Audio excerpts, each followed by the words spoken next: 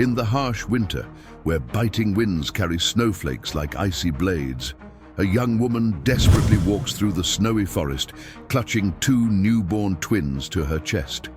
Abandoned by the wealthy man who promised her eternal love but cruelly rejected her for a heartless reason, she battles the deadly cold. Exhausted and hypothermic, she finally collapses in the snow as the babies cry desperately. Then, a majestic white horse witnesses her struggle for survival and gallops through the storm toward her. What happens next is simply unbelievable. Before we begin, if you like us, love animals, subscribe now to the channel so you don't miss any moving stories. Thank you. Let's get back to our story. The biting wind of January 1863 turned each snowflake into an icy blade that tore at Helena Blackwood's exposed skin. Her bare feet left red trails on the virgin snow, a dramatic contrast to the immaculate whiteness that stretched endlessly across the Colorado mountains.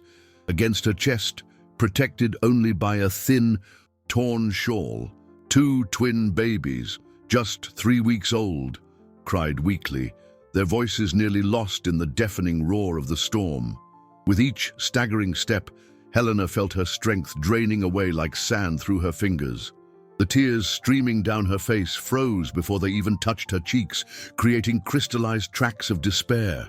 Her lips, blue with the killing cold, whispered desperate prayers to any deity who might hear an abandoned mother in the heart of the most brutal winter the mountains had ever witnessed. Only 6 hours earlier, Helena had been safe and warm in the mansion of Edward Thornfield, the man who had promised to love her forever, who had sworn to protect her and the children as if they were his own flesh and blood. The memory of their last conversation still burned in her mind like a branding iron. Edward had discovered the truth she had so feared to reveal.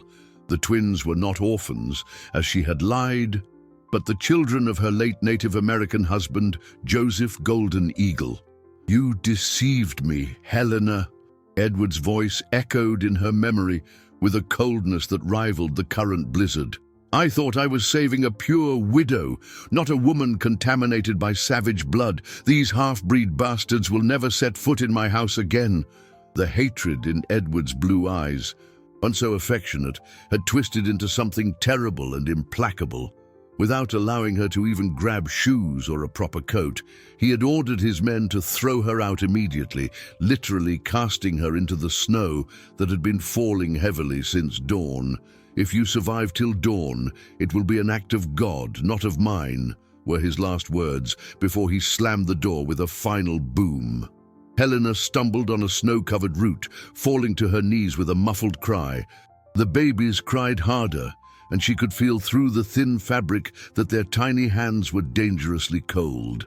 With a superhuman effort fueled by the most primitive maternal instinct, she rose again, whispering words of comfort that the wind immediately stole.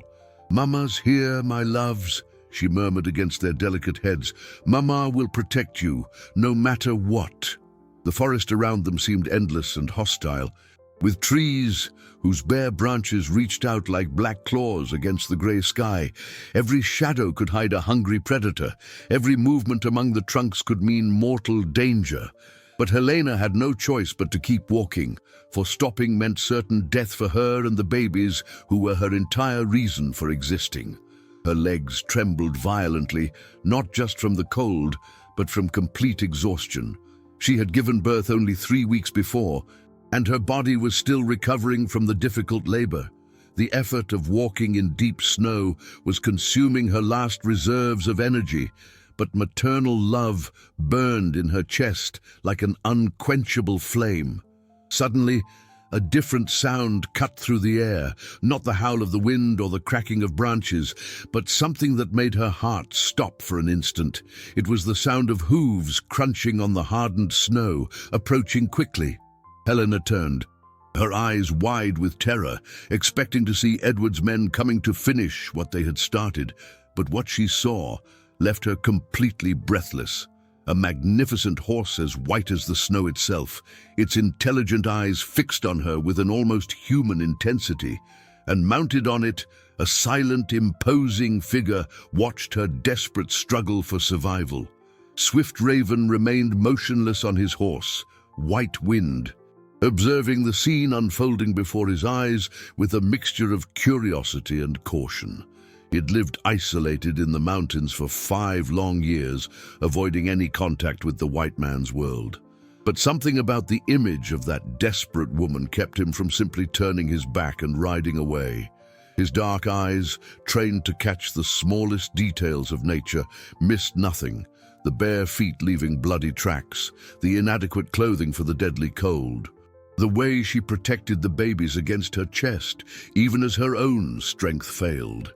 It was a scene that stirred long-buried memories, memories he preferred to keep locked in the depths of his wounded soul. Helena looked up at him, and Swift Raven saw something that struck him like lightning. It was not fear that shone in those green eyes, but a fierce determination mixed with a maternal despair that transcended any barrier of race or culture. It was the same look his wife, Morning Star, had given him the day soldiers attacked their village as she tried to shield their own children from the deadly bullets. "Please." Helena's voice was just a hoarse whisper carried by the wind, but it reached Swift Raven's ears like a cry for help. "If you have any compassion in your heart, help my babies. I can die, but they are innocent." The words made her tremble even more violently, and Swift Raven realized she was on the verge of total collapse. White Wind neighed softly, as if he too sensed the urgency of the situation, and took a few steps toward the staggering woman. The horse had always been special, showing an intelligence and sensitivity that bordered on the supernatural. And now its instincts were clearly in tune with the human suffering before them. Swift Raven dismounted with the fluid grace of one born to live in harmony with nature. His soft leather boots made only a whisper in the snow as he approached the woman who could now barely stand. He could see she was in an advanced state of hypothermia, her lips purple and her skin as pale as the falling snow. "You are dying," he said in English, his deep voice carrying a slight accent that revealed his origins. "And your children will die too if we don't get out of here immediately." Helena tried to answer, but her words came out as an incoherent mumble. Her legs finally gave way, and she began to collapse, still clutching the babies to her. Swift Raven moved with the speed of a predator, catching her in his arms just before she and the children fell into the deadly snow. The physical contact brought a wave of sensations he hadn't experienced in years.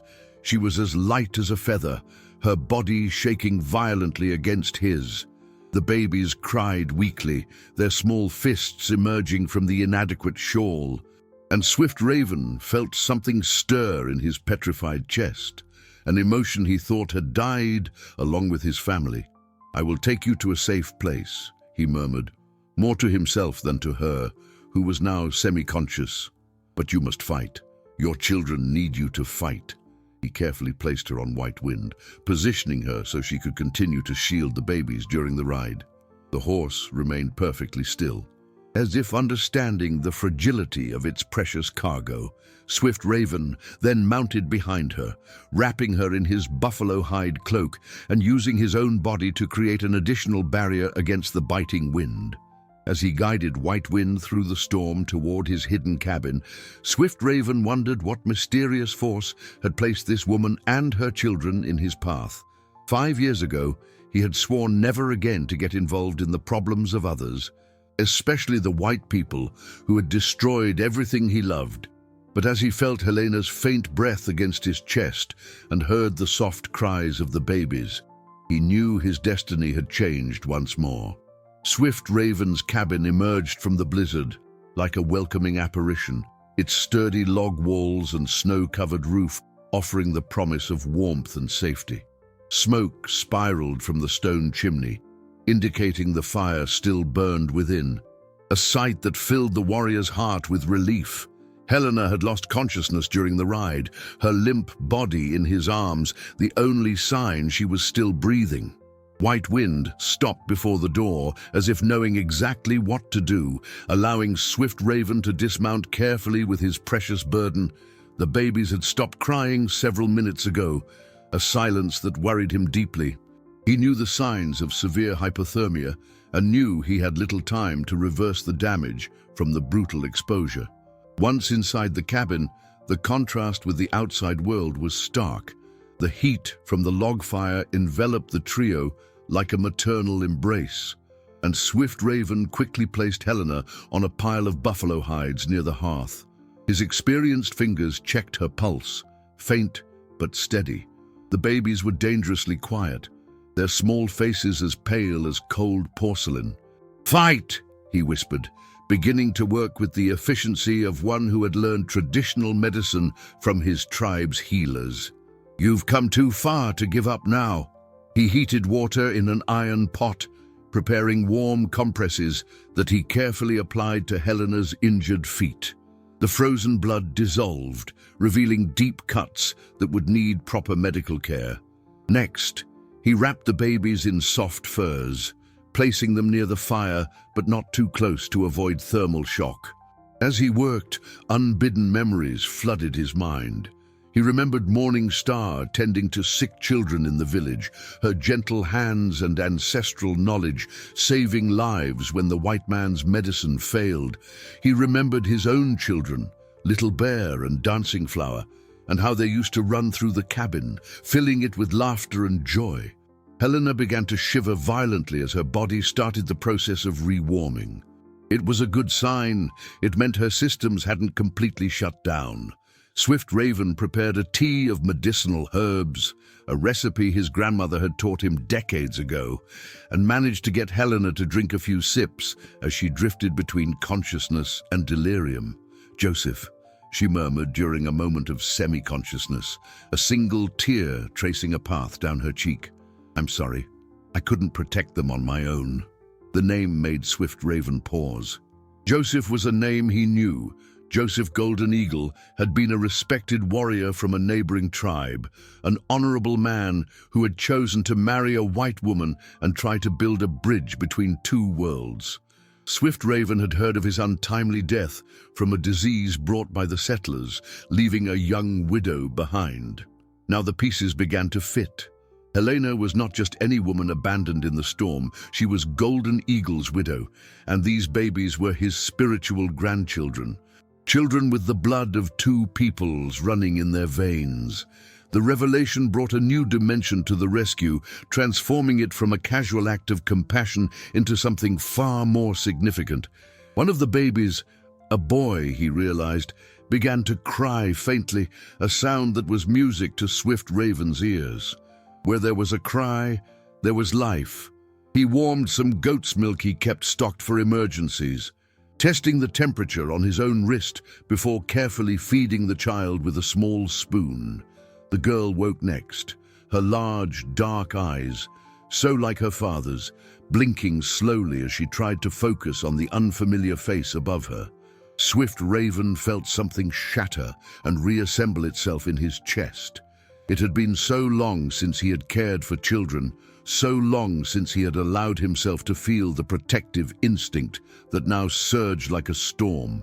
Outside, the blizzard continued to roar with renewed fury. But inside the cabin, 3 precious lives were slowly returning from the brink of death. Swift Raven knew that saving their lives was just the beginning. Now, he had to figure out what to do with them, and how this decision would forever change the course of his solitary existence. Helena awoke 3 days later with the feeling of emerging from an endless nightmare. The first thing she registered was the warmth, a blessed warmth that enveloped her body like a protective cocoon. The second was the smell of burning wood and something delicious cooking. It was only when she tried to move that the reality of her situation hit her still, foggy mind. Her eyes flew open, focusing on the unfamiliar wooden ceiling above her.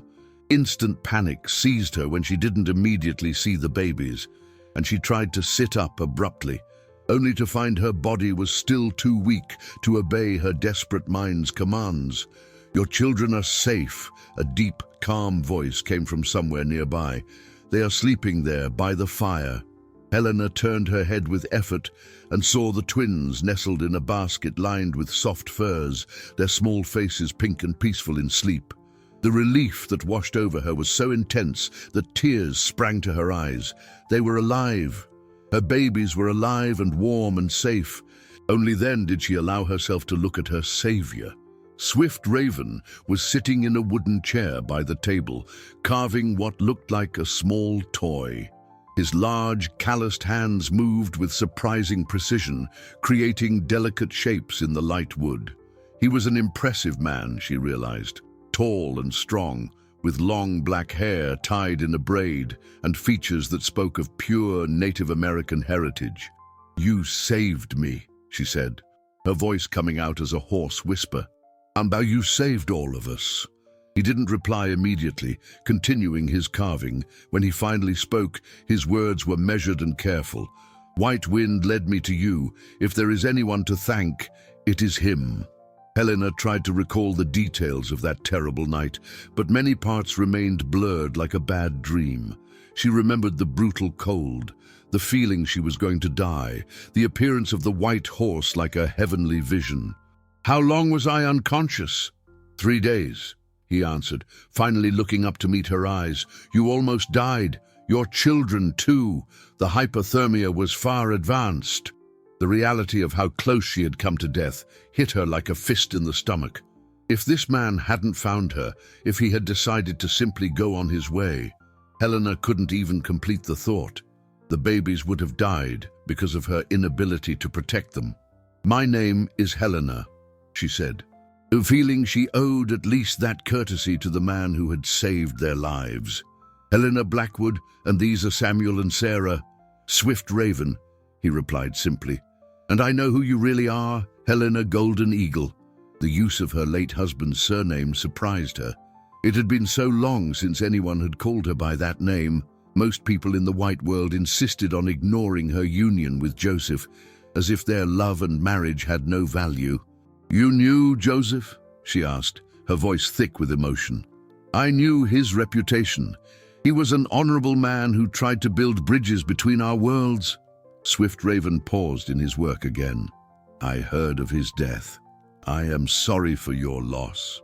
Fresh tears streamed down Helena's cheeks. "He loved me," she whispered. "He truly loved me, despite everything. And he loved the children as his own from the moment he knew I was expecting. And now you are alone," Swift Raven said, not as a question, but as a statement of fact. "Not completely alone."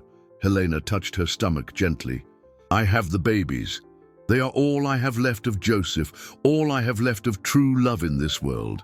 She didn't know why she was opening up to this stranger, but something in his quiet, respectful presence made her feel safe enough to express pains she had held in her heart for so long. One of the babies, Samuel, began to cry softly, and Helena tried to stand to go to him. Her legs trembled, and she nearly fell, but Swift Raven moved with surprising speed, catching her before she collapsed. "You are still weak," he said gently. "Let me bring him to you." As he placed Samuel carefully in her arms, Helena noticed how surprisingly gentle his hands were for someone so large and seemingly rugged. And when their eyes met briefly, she saw something in them that made her wonder what tragedies this solitary man had faced in his own life. Over the next few days, as Helena slowly regained her strength, a quiet routine settled in the cabin. Swift Raven took care of the practical needs, preparing nourishing meals, keeping the fire going, checking the wounds on her feet that were gradually healing. Helena, in turn, dedicated herself entirely to the babies, nursing them and cradling them through the long hours of the day. It was a strangely harmonious coexistence for two people who were practically strangers. They spoke little, but each gesture carried a mutual respect that grew with every passing hour. Helena noticed how Swift Raven watched the babies with an expression that mixed tenderness and a deep sadness he tried to hide. On the 5th night after her rescue, as the snow continued to fall outside in a hypnotic dance, Helena finally gathered the courage to ask the question that had been hammering at her mind. "Did you ever have children?" The question came out more directly than she intended, and she immediately regretted the intrusion. "I'm sorry. I shouldn't have asked. It's none of my business." Swift Raven stood motionless for a long moment, his silhouette stark against the firelight. When he finally spoke, his voice carried a weight that made Helena's heart ache. "I had 2 children. Little Bear was 7. Dancing Flower was 5. He paused, as if each word was a stone being pulled from his chest. "I also had a wife, Morning Star. She was the light of my life." Helena immediately understood the use of the past tense. "What happened to them?" "Soldiers," he answered simply, but the word carried the full weight of a shattered world.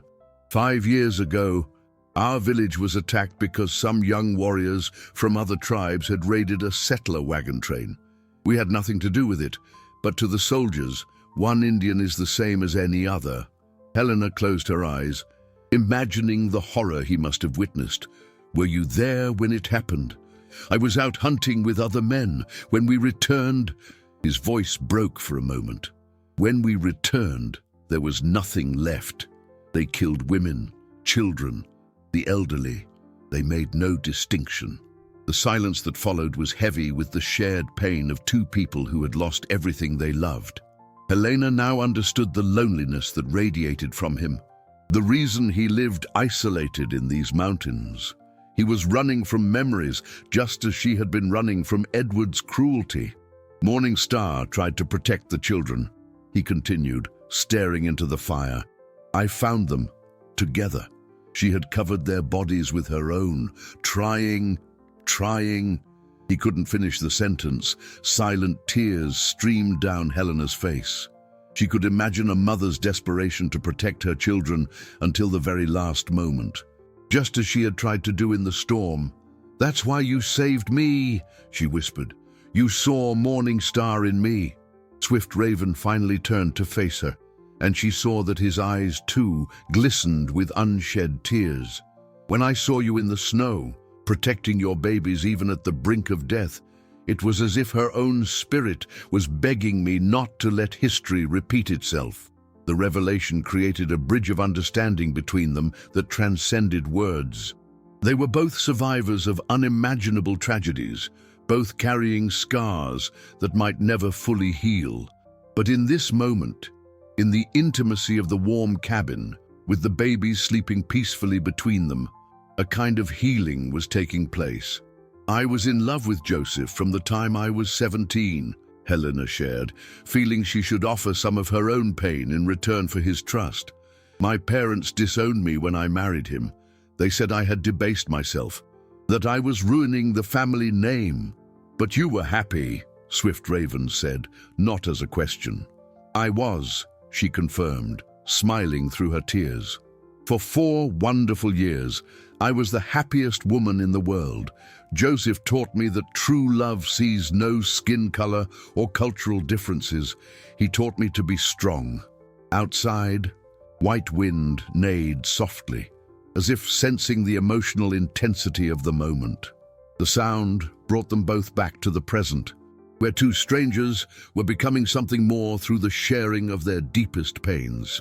"And now," asked Swift Raven, "what will you do when the storm passes?" It was a question for which Helena had no answer, but one she knew she could not postpone for much longer. The 8th day in the cabin brought a subtle but significant change in the air. The blizzard had finally subsided during the night, leaving a crystalline silence that seemed almost unnatural after days of howling wind. Helena had recovered enough to walk around the cabin unaided, though she still felt occasional weakness. The babies were visibly healthier, their cheeks regaining their natural rosy color. Swift Raven left early to check his traps and gather fresh wood, leaving Helena alone with the infants for the first time since the rescue. The temporary solitude gave her time to reflect on her situation. She couldn't stay in the cabin forever. That would be unfair to Swift Raven, who clearly valued his privacy and isolation. But where could she go with 2 babies and no resources? When he returned a few hours later, carrying firewood and 2 rabbits for dinner, his expression was more tense than usual. White Wind also seemed restless, his ears twitching constantly as if picking up sounds humans couldn't perceive. "Is something wrong?" Helena asked. Noticing the change in both their demeanors, Swift Raven placed the wood near the hearth before answering. White Wind found strange tracks in the forest. Men passed by a few days ago, but the tracks were covered by the snow until now. A chill that had nothing to do with the weather ran down Helena's spine. What kind of men? Good, quality leather boots. Well-shod horses. These are not common hunters or traders. His dark eyes met hers.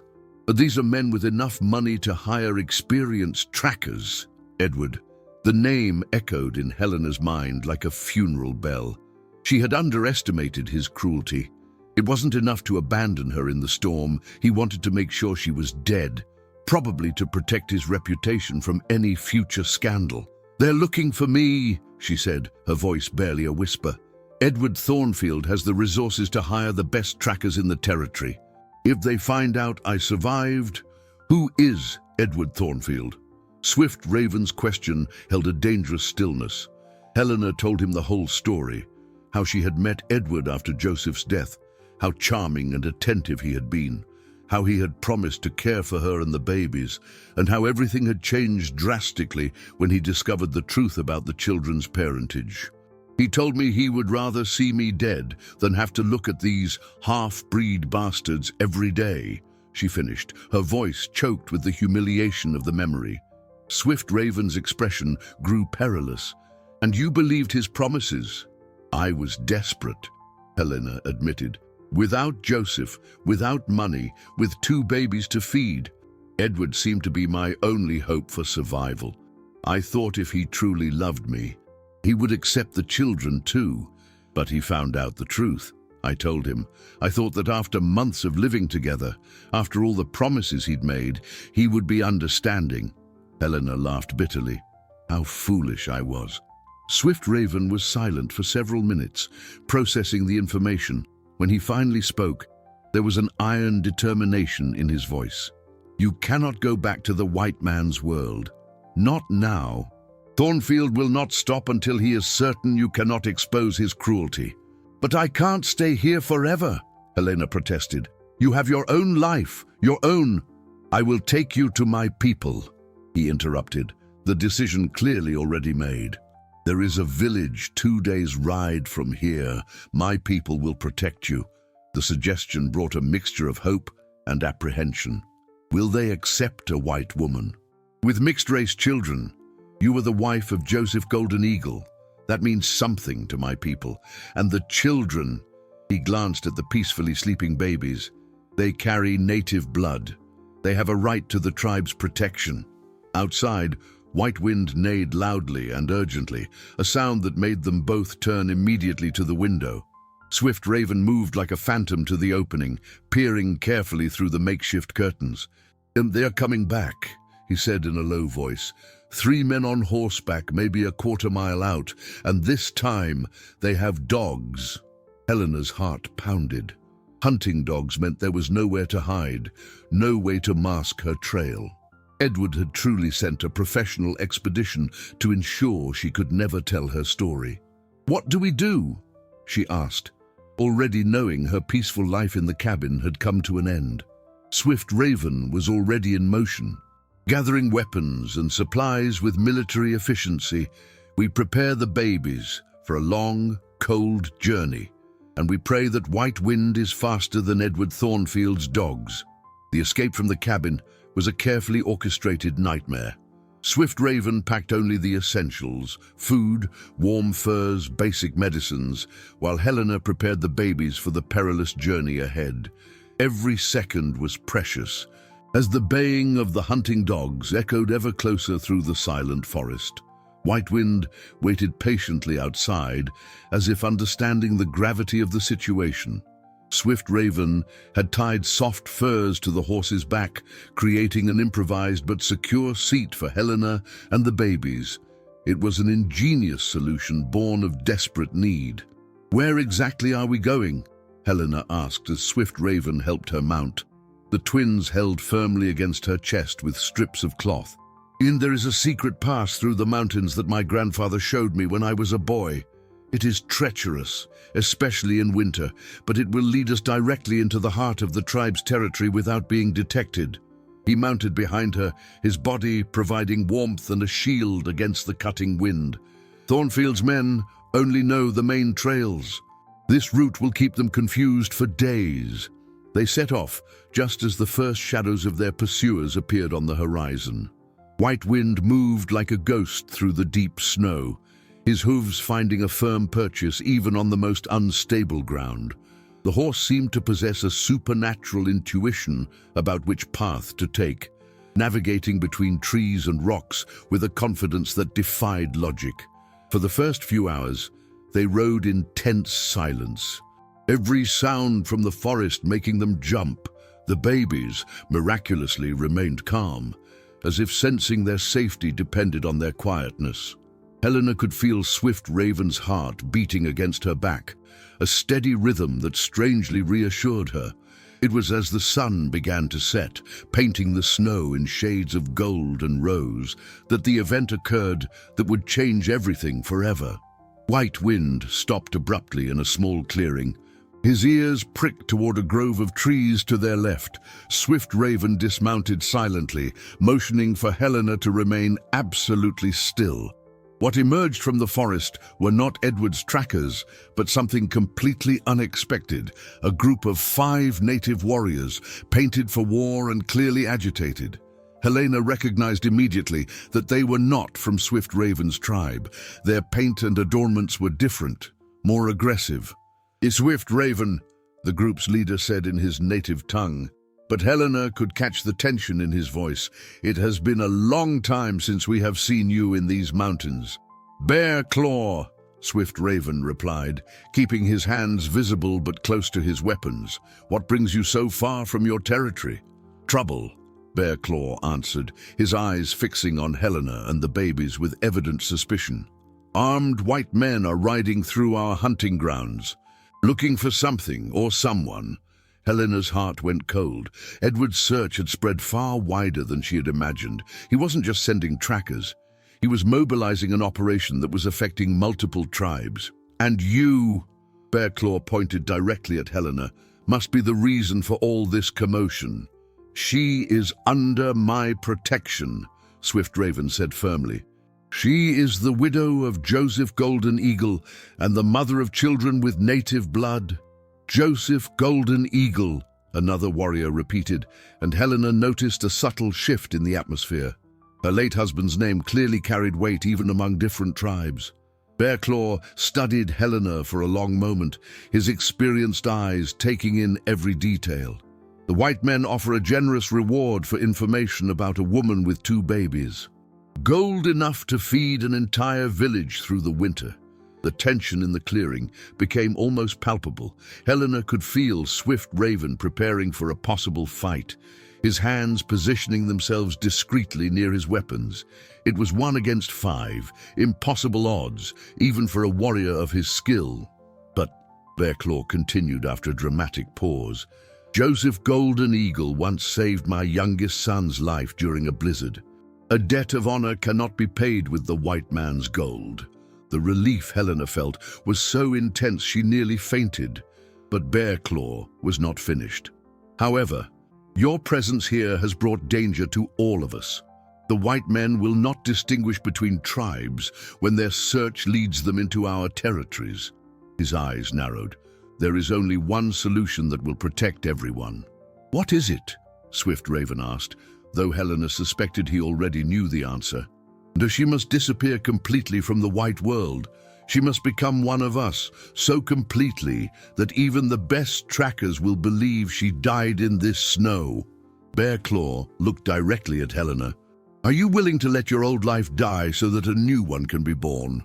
Bearclaw's question echoed in the silent clearing like a challenge from the gods themselves. Helena looked at the babies in her arms, then at Swift Raven, whose eyes reflected a mixture of hope and apprehension. The decision she made in this moment would determine not only her own fate, but the future of Samuel and Sarah. "What exactly does that mean?" she asked, her voice steadier than she expected. "To die to the white world." Bearclaw dismounted from his horse, approaching with measured steps. "It means that Helena Blackwood will cease to exist. It means you will take a native name, learn our customs, live as one of us in every way. It means that if Thornfield's men ever reach our village, they will find only a native woman caring for native children. And if I refuse, then you will be alone against the limitless resources of a rich man who wants you dead." Bearclaw did not soften the reality. "And your children will grow up as fugitives, always looking over their shoulders, always in danger." Helena closed her eyes, feeling the weight of a decision that would change her life forever. When she opened them again, there was an iron determination in her green gaze. "If it means my children will be safe, then I accept. Helena Blackwood can die today." Bearclaw nodded in approval. "Then we will begin your transformation at once. First, we need to create convincing evidence of your death." What followed was a carefully planned operation that impressed Helena with its sophistication. The warriors created a false scene near a steep cliff, torn clothing caught on branches, footprints that ended abruptly at the edge, a few drops of rabbit's blood strategically placed on the snow. "The trackers will find this tomorrow," one of the warriors explained as he worked. "They will think you fell in a desperate storm. No one searches for the dead." Meanwhile, Swift Raven began Helena's first lesson in transformation. "You must learn to walk differently," he said, demonstrating the silent step that allowed natives to move through the forest without leaving unnecessary tracks. "You must learn to sit, to speak, to think like one of us. And my hair." Helena touched her long blonde curls, knowing they were an unmistakable sign of her European heritage. "It will be darkened with natural dyes and braided in the style of our tribe," a female voice answered from behind her. Helena turned to see a middle-aged native woman emerging from the trees, carrying a leather pouch full of supplies. "I am Crescent Moon, healer of Bearclaw's tribe. I have come to help with your transformation." Crescent Moon was an impressive woman, with dark eyes that seemed to see through a person's soul. Her experienced hands examined the babies with motherly care, murmuring approval in her native tongue. "These children have strong blood," she said finally. They will adapt easily. But you," she studied Helena intently, "you will have to work very hard to completely bury your old identity." The first stage of the transformation was physical. Crescent Moon applied a dye made from bark and roots that gradually darkened Helena's hair, turning it from golden blonde to a deep brown. Next, she taught Helena to braid her hair in the traditional style, an art that required patience and practice. "Your hands are too soft," Crescent Moon noted as she massaged a mixture of natural oils into Helena's skin. "The hands of someone who has never done hard work. That will change quickly when you begin to live with us." While the women worked, Swift Raven and the other warriors discussed protection strategies. Helena could hear fragments of their conversation, plans for extra patrols, warning systems, alternate escape routes if the trackers came too close to the village. "You are making the right choice," Crescent Moon said softly as she applied traditional paints to Helena's face. "Joseph Golden Eagle was a wise man to choose you. He saw your heart, not your skin. You knew him. I knew him well. He grew up in our village before he left to explore the white man's world. When he returned with you, many disapproved, but I saw how he looked at you. It was true love, the kind that transcends all barriers." Tears streamed down Helena's face, smudging the paints Crescent Moon had carefully applied. "I miss him so much. And you will continue to miss him," Crescent Moon said gently, wiping the tears and starting the paints again. "But now you have a new chance at life, a chance to create something beautiful from the ashes of tragedy. Joseph would be proud of your courage." When the physical transformation was complete, Helena barely recognized herself in the polished metal mirror Crescent Moon offered her. The woman looking back at her had dark hair braided with beads, skin tanned by natural oils, and traditional paints that enhanced her features in a completely new way.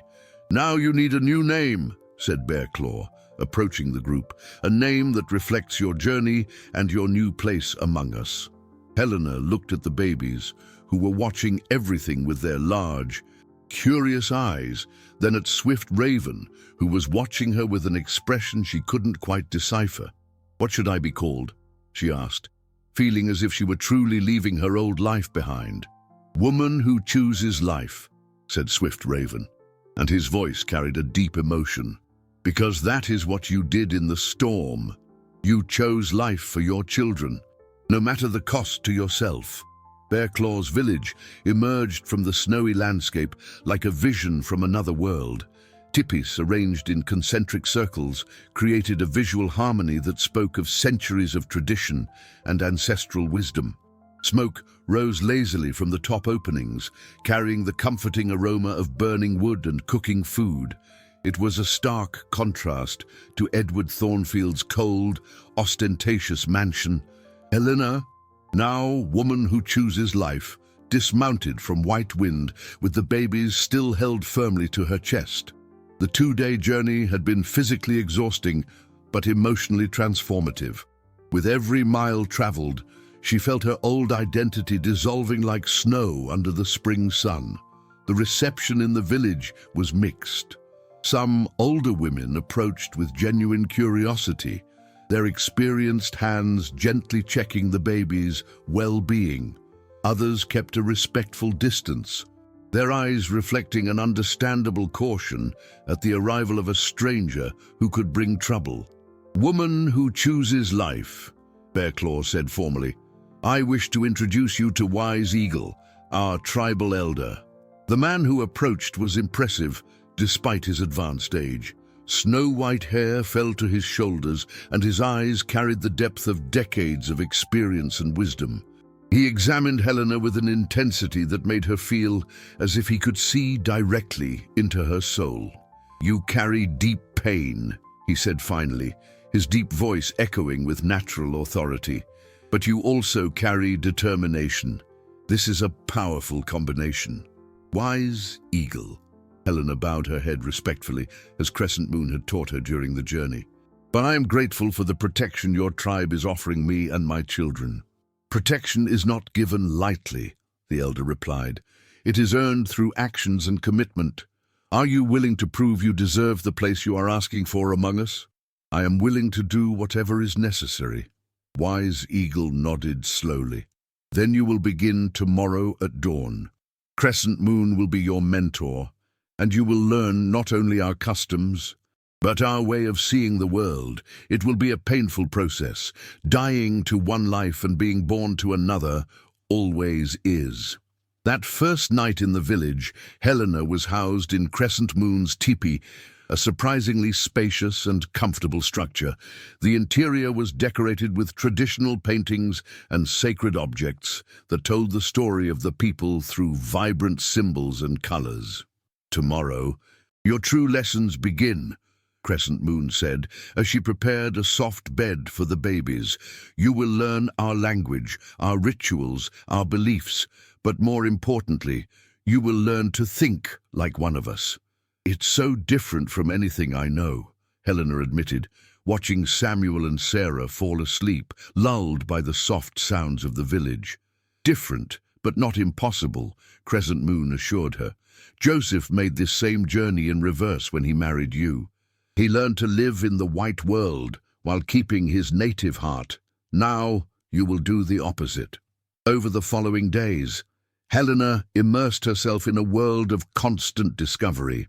She learned to prepare traditional food using ingredients and methods she had never imagined. Her hands, once soft and cared for, began to develop calluses from the constant work with leather, wood, and natural fibers. The native language proved especially challenging. Each sound had subtle meanings that depended on intonation and context. Helena spent hours practicing with Crescent Moon, stumbling over words that seemed to dance on the tip of her tongue without ever fully materializing. "Do not force it," Crescent Moon advised patiently. "The language will come when your mind stops translating and starts to feel. The words have spirits of their own. You must invite them, not command them." The greatest challenge, however, and came from an unexpected source. Wounded Star, a young warrior woman of the tribe, clearly disapproved of Helena's presence. She had been promised to Swift Raven before his seclusion, and her animosity was palpable whenever he visited the village to check on Helena's integration. "She does not belong here," Helena overheard Wounded Star whisper to other young women during a gathering to prepare medicines. "She can paint her face and braid her hair all she wants, but she is still a white woman, and white women bring trouble." The words hurt more than Helena wanted to admit. She was genuinely striving to adapt, to become part of this community, but it seemed some would always see her as a disguised intruder. It was Swift Raven who noticed her sadness during one of his visits. "Wounded Star has been speaking again," he said, not as a question. "She is not wrong," Helena replied. Watching the babies play with wooden toys Swift Raven had carved for them. "I am an intruder. I am asking you all to accept me based on a lie." "What lie?" "That I can truly become one of you. That I can completely erase who I was." She looked at him, her eyes bright with unshed tears. "But what if I can't? What if, no matter how hard I try, I am always a stranger pretending to belong?" Swift Raven was silent for a long moment, watching Samuel try to take his first wobbly steps on the soft hides of the floor. When he finally spoke, his words carried a weight she had never heard before. "Joseph once told me that belonging does not mean erasing who you are. It means finding a way to be yourself within a new family." He looked directly into her eyes. "You do not have to stop being Helena to become woman who chooses life. You must find a way to be both." The third week in the village brought a crisis that would test every bond Helena had begun to form.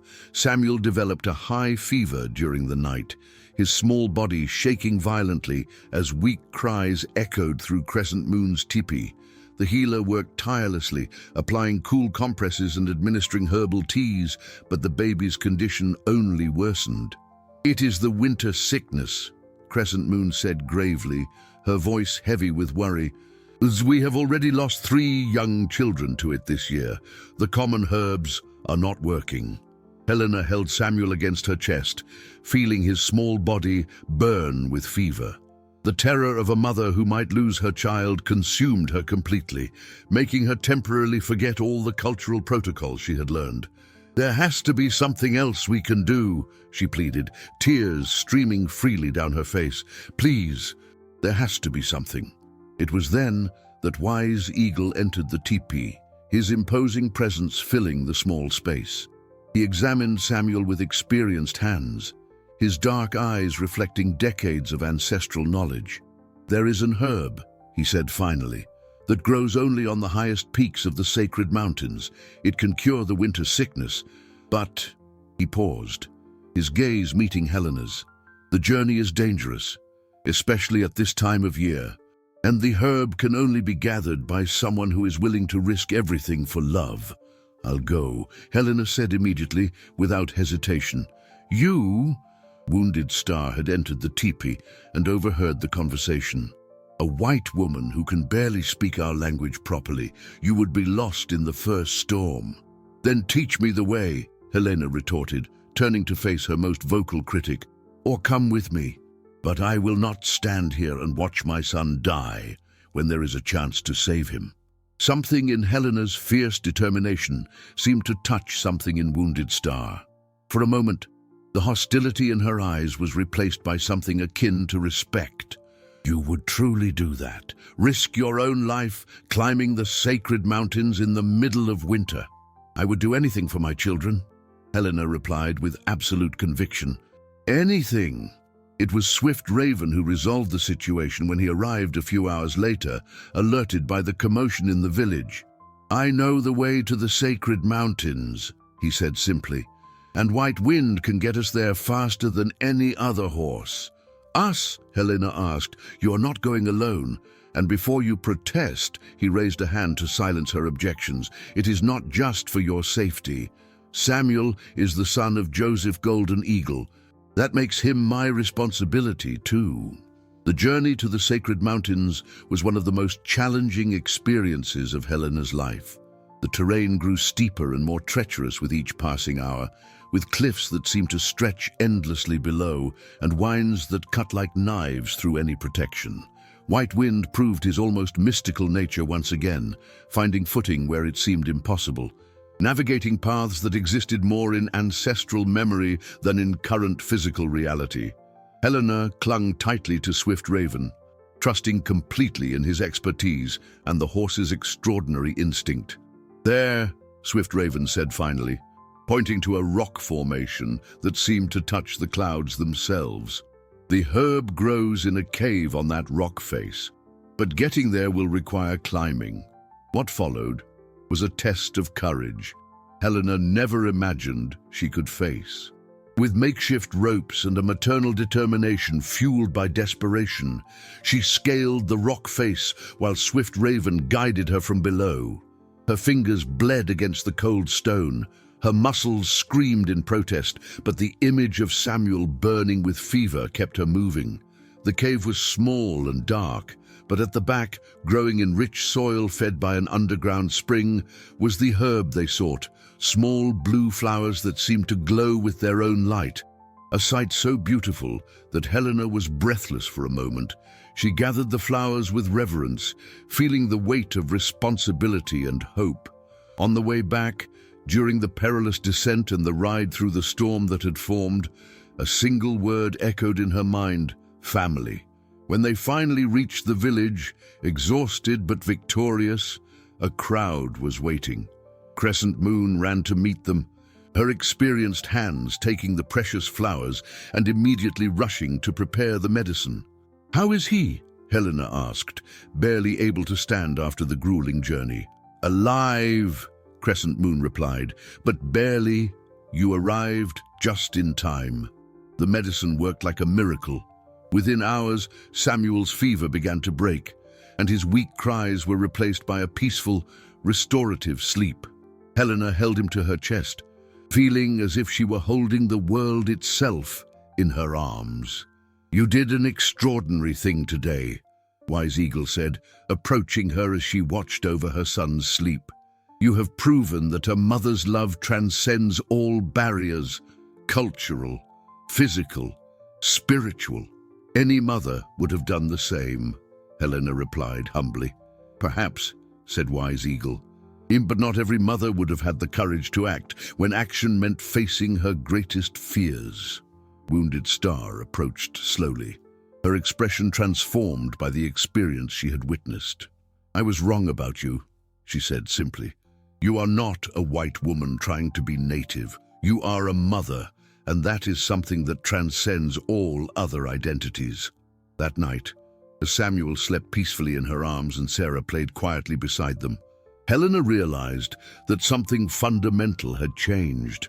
She had found her place not through disguise or pretense, but by demonstrating the purest and most universal love that exists, the love of a mother willing to risk everything for her children. The fourth week brought a deceptive tranquility to the village. Samuel had fully recovered from his illness, growing stronger each day, while Sarah was developing a vivacious personality that charmed everyone around her. Helena had found her rhythm in tribal life, her hands now skilled in traditional work, and her understanding of the native language improving dramatically. It was on a seemingly ordinary morning, as she helped Crescent Moon prepare medicines, that White Wind began to show the signs of agitation that had become terribly familiar. The horse galloped into the village, neighing loudly and insistently, his wild eyes focused toward the eastern mountains. Swift Raven emerged from his tipi immediately, reading the signs his animal companion was conveying. "Strangers are approaching," he announced, his voice carrying a tension that made everyone in the village pause their activities. Many men, well armed, Helena's heart went cold. Even after weeks of relative safety, she had always known this moment might come. Edward Thornfield was not a man to give up easily, especially when his reputation was at stake. "How many?" asked Bearclaw, already moving to organize the village's defenses. "White Wind detects at least a dozen horses," Swift Raven replied, "plus more men on foot. It's a serious expedition, not just casual trackers." Wise Eagle emerged from his lodge, his presence immediately bringing an organizational calm to what could have become panic. "Woman who chooses life," he said. It is time to find out if your transformation has been complete enough to deceive hostile eyes." Helena nodded, her stomach contracting with nervousness, but her determination remaining firm. In the past weeks, she had truly become a different person. Not just in appearance, but in her gestures, her posture, and even her way of thinking.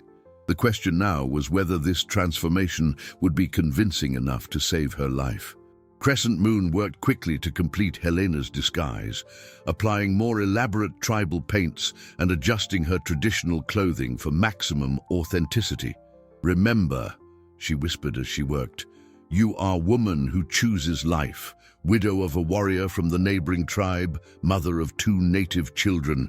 This is your only truth now." The children were strategically placed with other families in the tribe, mixed among the local children so that it would be nearly impossible to identify them specifically. Samuel and Sarah, with their features blending native and European heritage, blended easily with the other mixed-blood children in the village. Edward's expedition arrived at midday, an impressive procession of well-dressed and heavily armed men, led by professional trackers who scanned every detail of the terrain with experienced eyes. At the front of the group, mounted on a magnificent black stallion, was Edward Thornfield himself. Helena saw him through the opening of a teepee and felt a wave of conflicting emotions. Anger at the cruelty he had shown, fear of what he might do if he discovered her, and a strange pity for the man who had become so consumed by hatred that he had organized this elaborate expedition. Edward had changed in the weeks since their last encounter. His face was thinner, his eyes carried an almost fanatical intensity, and his movements revealed a nervous impatience that suggested this search had become a personal obsession. "Chief Bearclaw," Edward said in English, clearly expecting someone in the tribe to translate, "I'm looking for a white woman and 2 children who may have passed through your territory. There is a substantial reward for information leading to their location." Bearclaw replied in his own language, making gestures that clearly indicated incomprehension. One of Edward's trackers stepped forward, speaking a broken native dialect, trying to explain what they were looking for. "Woman, light hair, 2 small babies, last seen in the mountains," the tracker said laboriously, his poorly formed words revealing only a superficial knowledge of the language. Helena watched it all from inside the teepee, her heart beating so loudly she feared it could be heard. She could see Edward scrutinizing every person in the village, his eyes searching for any sign of her presence. It was then that something happened that almost made her cry out. Sarah, playing with other children near the visitors, let out a giggle that Helena instantly recognized as uniquely her daughter's. Edward heard it too, his head snapping abruptly in the direction of the sound. For a terrifying moment, Edward's eyes fixed on Sarah, and Helena could see the gears in his mind turning, trying to process something that felt familiar, but that he couldn't quite place. Swift Raven, sensing the danger, moved with casual quickness to block Edward's line of sight, striking up a seemingly innocent conversation with Bearclaw that drew the visitors' attention away from the children. "We have not seen any white woman," Bearclaw finally said in English, surprising Edward with his fluency. "If we had, we would certainly remember. White women are uncommon in these mountains in winter." Edward studied Bearclaw's face intently, searching for signs of deception. "Are you sure? The reward is very generous, enough gold to sustain your tribe for years." "I am sure," Bearclaw replied with absolute conviction, But if we find any sign of her, we will know where to find you." The tension in the village was palpable as Edward continued his inspection, his eyes scanning every person, every typi, every detail that might reveal Helena's presence. When his gaze passed over her, Helena kept her eyes lowered in respectful submission, praying her transformation was complete enough. After what felt like an eternity, Edward finally signaled to his men, "We'll keep looking," he said. But Helena could hear the frustration in his voice. She has to be somewhere in these mountains. As the expedition rode away, Helena remained hidden until their silhouettes disappeared completely on the horizon. Only then did she step out of the tipi, her legs trembling with the relief of having survived the most dangerous encounter of her new life. 3 days after Edward's departure, a devastating discovery shook the village to its core. One of the young warriors who had been sent to monitor the expedition's movements returned with news that made Helena's blood run cold. "They found Swift Raven's cabin," the warrior reported, breathless from the fast ride, "and they found evidence that someone lived there recently. Edward Thornfield is furious. He knows he was deceived." Wise Eagle immediately convened the tribal council, an emergency assembly that included all the warriors and elders. Helena was called to be present, an honor that acknowledged her new position as a full member of the tribe, but which also placed her at the center of a decision that could affect everyone. "The tracks around the cabin revealed a great deal," the warrior continued. "Thornfield brought expert trackers, men who can read signs on the earth as others read books. They know a woman and children were there, and they know they left with a native warrior." The silence that followed was heavy with terrible implications. If Edward could connect the dots between the cabin and the tribe, not only would Helena be in danger, but the entire community that had chosen to protect her. "There is more," the warrior said, his voice heavy with additional bad news. "Thornfield is no longer just searching. He is mobilizing soldiers from the nearest military fort, claiming that his kidnapped wife is being held against her will by hostile savages." Edward's lie was brilliant in its simplicity and terrifying in its implications. By presenting himself as a desperate husband searching for his abducted wife, he had turned his personal, vengeful quest into a matter of military interest. The soldiers wouldn't be looking for a fugitive, they would be coming to rescue a white woman from dangerous savages. "How many soldiers?" asked Bearclaw, his voice remaining calm even in the face of the crisis. "At least 50, perhaps more. They are marching from the lowlands and will be here within 2 days." Helena stood up slowly, feeling the weight of all eyes turning to her. In this crucial moment, she understood that the time had come to make the hardest decision of her life. "I have to leave," she said, her voice clear and resolved. "If I stay, I bring destruction upon all of you. Edward will not stop until he gets what he wants. And now he has the military power to destroy this village completely." "No," Swift Raven said immediately, rising to stand beside her. "You are one of us now. We do not abandon our family. But we also do not sacrifice the entire tribe for one person," Helena countered, tears shining in her eyes, "no matter how much that person is loved." The debate that followed was intense and emotional. Some warriors argued that they should prepare to fight, that they could withstand the attack and protect Helena through force. Others suggested they should negotiate, find a way to satisfy Edward without handing Helena over. It was Wise Eagle who finally brought wisdom to the discussion. "There is a third option," he said, his voice cutting through the tumult of voices. "One that may save both woman who chooses life and our tribe." Everyone turned to the elder, awaiting his words with anxious expectation. "Edward Thornfield wants his revenge, and he's willing to use any means to get it. But men like him have weaknesses, pride, reputation, the fear of being exposed for what they truly are." Wise Eagle looked directly at Helena. "What if, instead of running or fighting, we chose to confront him directly? What if we forced him to reveal his true nature in front of the very soldiers he has brought?" "How?" Helena asked. intrigued but apprehensive. "You will return to the white man's world," Wise Eagle said, "but not as a fugitive. You will return as woman who chooses life, accompanied by warriors of honor, to tell your story to the soldiers and to anyone who will listen." The audacity of the plan was breathtaking. Instead of letting Edward control the narrative, they would counter it with the truth. Helena would appear not as a kidnapped victim, but as a woman who had chosen a new life after being cruelly abandoned. "It is extremely dangerous," Bearclaw admitted. "If it doesn't work, Edward could simply kill you and claim you died during the rescue. But if it works," said Swift Raven, and Helena could see a new resolve in his eyes, "Edward will be exposed as the cruel man he truly is, and he will never be able to threaten our family again." Helena looked around the circle of faces, people who had become her true family, who had risked everything to protect her and her children. The decision she made now would determine not only her own fate, but the future of everyone she loved.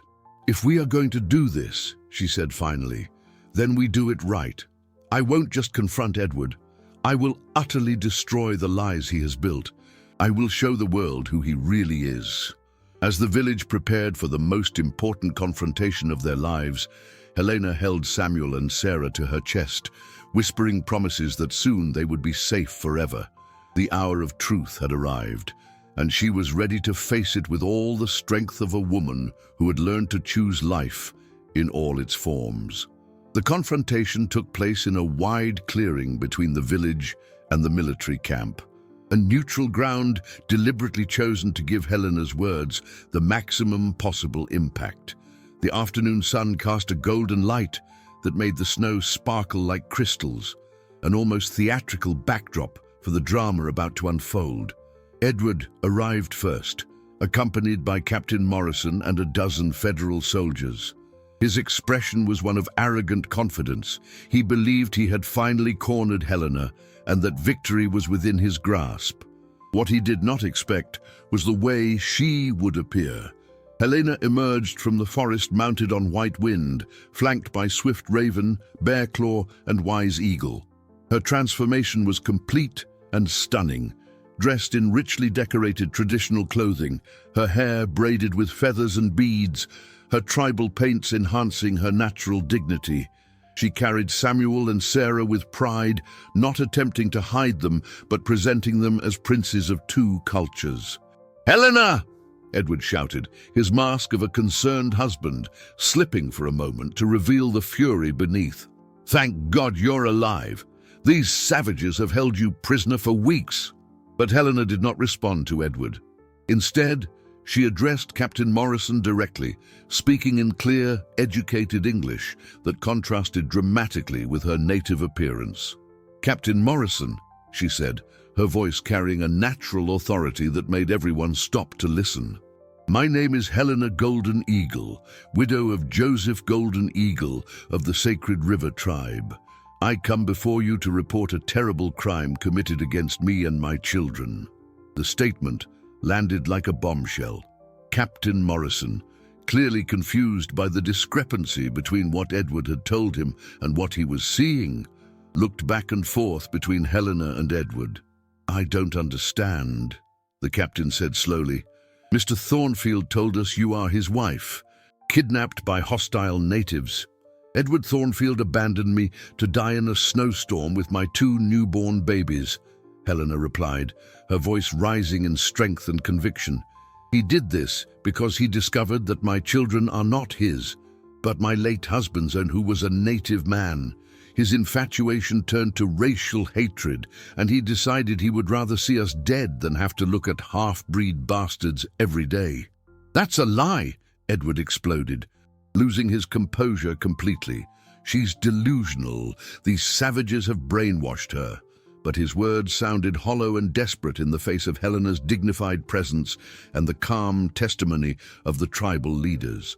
Captain Morrison was an experienced man who had seen many complex situations, and something in Helena's story rang true in a way that Edward's hysterical accusations could not. "If Mr. Thornfield is your husband," the captain said carefully, Dick, why does she call him by his full name? And why does she seem more serene than traumatized? Helena seized the opening. Because Edward Thornfield was never my husband, Captain. He was a man who courted me after my husband's death, who promised me love and security, and who brutally abandoned me when he discovered my children carry native blood. She then did something no one expected. She carefully removed a strip of cloth covering part of her arm, revealing a deep scar. This mark was made by Edward's boot when he kicked me out of his house into the storm, she said, her voice holding steady despite the pain of the memory. Ask his men if a loving husband would leave this kind of mark on his wife. The ensuing silence was broken by an unexpected voice. Wounded Star emerged from the forest, carrying something in her hands. Captain, she said in careful English, I found these clothes in the trees near the cruel white man's house. A woman's clothes, torn and bloodied, thrown in the snow like garbage. The clothes Helena had worn on the night of her abandonment, preserved by the cold and now presented as physical evidence of Edward's cruelty. Edward was growing more and more desperate. You can't believe them. They're all lying savages. I am a respectable citizen, an important businessman. A businessman, said Helena, who is willing to use federal military resources for a personal vendetta, a man who lied to Union soldiers about a kidnapping that never happened. The realization of what was truly happening began to dawn on Captain Morrison's face. He had been manipulated, used as a pawn in a rich man's personal vendetta against a woman who had dared to reject him.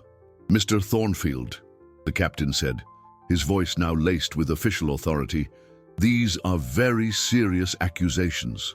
Using federal military resources under false pretenses is a federal crime.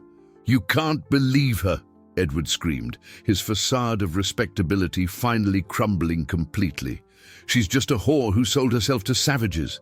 She contaminated pure American blood with these half-breed bastards. Edward's racist words echoed through the clearing, finally revealing his true nature for all to hear. Several soldiers exchanged uncomfortable glances, even in an age of widespread prejudice. The venom in his voice was disturbing. Swift Raven stepped forward, speaking for the first time. Joseph Golden Eagle was my friend. He was a man of honor who loved this woman and these children with all his heart. The man who tries to tarnish his memory has no honor at all. And these children, added Wise Eagle, gesturing towards Samuel and Sarah, are the grandchildren of our tribe's heart. Any man who would try to kill them in the cold would be considered a murderer by our people. The weight of the truth was undeniable. Captain Morrison looked at Helena, who maintained her dignity despite all she had suffered, then at Edward, who was raving madly at his public exposure. Mr. Thornfield, the captain said finally, you are under arrest for providing false information to federal military authorities and for misuse of government resources. And if these allegations of willful abandonment prove true, there may be additional criminal charges. Edward's shriek of fury echoed through the mountains as he was handcuffed, his reputation and power crumbling like a house of cards. The woman he had tried to destroy stood victorious, surrounded by a family that had chosen to protect her when her own world had cast her out. Helena watched Edward being led away, feeling a mixture of relief, sadness, and surprisingly, pity. He had lost everything because of his inability to love beyond the barriers his own mind had created.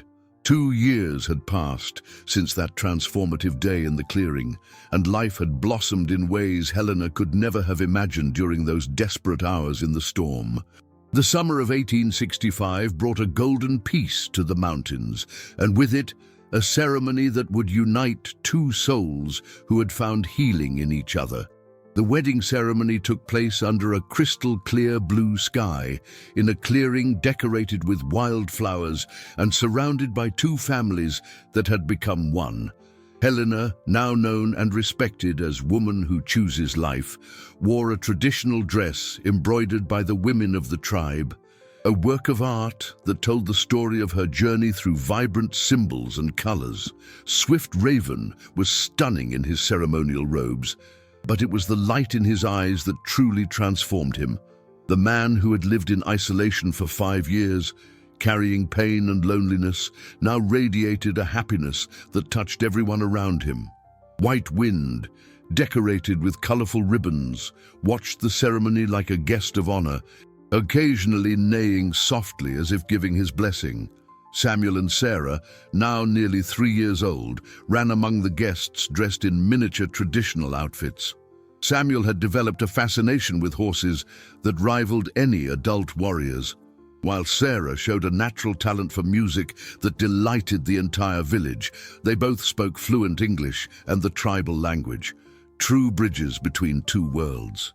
"Today," said Wise Eagle as he officiated the ceremony, "we witness not just the union of two people, but the healing of two souls who were broken by life and who found strength in shared compassion." Helena looked at Swift Raven and saw not just the man who had saved her life, but the partner who had chosen to walk beside her through all future storms. He had taught her that true love doesn't try to erase the past, but builds a future upon its lessons. "Do you promise to care for one another?" Wise Eagle continued. "Not only in the days of sun, but especially in the storms that are yet to come." "We promise," they answered in unison, their voices carrying the certainty of those who had already faced the worst of storms and emerged stronger. After the ceremony, as the celebration continued with music, dancing, and feasting that would last into the early morning hours, Helena found herself in a quiet moment beside Crescent Moon, watching the children play. "Do you have any regrets," the healer asked, "about leaving your old world behind?" Helena considered the question carefully. "I didn't leave my old world behind," she said finally. "I transformed it. The good parts, my education, my love for Joseph, the lessons I learned about strength and determination, I brought with me. The bad parts, the prejudice, the cruelty, the shallowness, those I let die in the snow." "And Edward Thornfield?" Crescent Moon asked. "You know he was convicted and lost his entire fortune." Helena nodded. "I heard he's in a federal prison, working to pay his debts. Part of me pities him. He could have chosen love, but he chose hate. He could have built bridges, but he chose walls." Just then, Swift Raven approached, carrying Samuel on his shoulders, while Sarah clung to his leg. The sight of her reunited family made Helena's heart expand with a happiness so pure it seemed to radiate its own light. "Hey, what are you two discussing so seriously?" he asked, his eyes twinkling with humor. "The future," Helena replied, scooping Sarah into her arms, "and how it's brighter than I ever dreamed possible." As the afternoon turned to evening, Helena reflected on the extraordinary journey that had brought her to this moment. It had begun in desperation in the snow, a broken woman fighting just to survive. Now, she was part of a community that valued her, a mother to children who would grow up knowing their own worth, a wife to a man who loved her not in spite of her history, but because of it. The village had prospered too. Helena's story had spread, attracting other mixed families who sought a place where they could live without facing constant prejudice. The tribe had become a model of how different cultures could not only coexist, but enrich one another. White Wind approached the reunited family, lowering his majestic head so the children could pet him. The horse that had first detected Helena's suffering in the storm now seemed content, as if he knew his divine mission had been fulfilled. "You know," Helena said to Swift Raven as they watched the stars begin to appear in the darkening sky, "I used to think happiness was something that happened to you, something you were lucky to find. And now? Now I know happiness is something you build, day by day, choice by choice. It's something you create when you decide that love is stronger than fear, that compassion is more powerful than hate." Samuel fell asleep in Swift Raven's arms, while Sarah fought sleep in Helena's lap. It was time to take the children home, to the teepee they had built together, decorated with objects that told the story of both cultures they now called their own. As they walked through the firelit village, Receiving congratulations and blessings from their extended family, Helena realized she had found something she thought was lost forever, a place where she completely belonged. The woman who had nearly perished in the brutal snow of the winter of 1863 now walked under golden stars, surrounded by love in every direction. She had learned that sometimes you must let one world die so that another can be born, that sometimes the greatest courage is accepting help when it is offered, and that true love sees no borders. It turns them into bridges. Edward Thornfield had tried to destroy her life because she had dared to love beyond the barriers he considered sacred. But in his attempt to destroy her, he had inadvertently led her to a life richer and more fulfilling than she could have ever imagined. The horse that witnessed his cruelty had become the guardian of her happiness. The storm that nearly killed her had become the path to her true home. And the love she thought she had lost forever had been reborn in an even more beautiful and enduring form. As the family prepared for sleep in their warm home, surrounded by the comforting sounds of a community at peace, Helena whispered a prayer of gratitude for all the forces that had conspired to bring her to this perfect moment. Outside, White Wind grazed peacefully under the full moon, his eyes occasionally turning to the teepee where the family he had helped save now slept. The peace in the mountains was complete, and love had triumphed over all storms.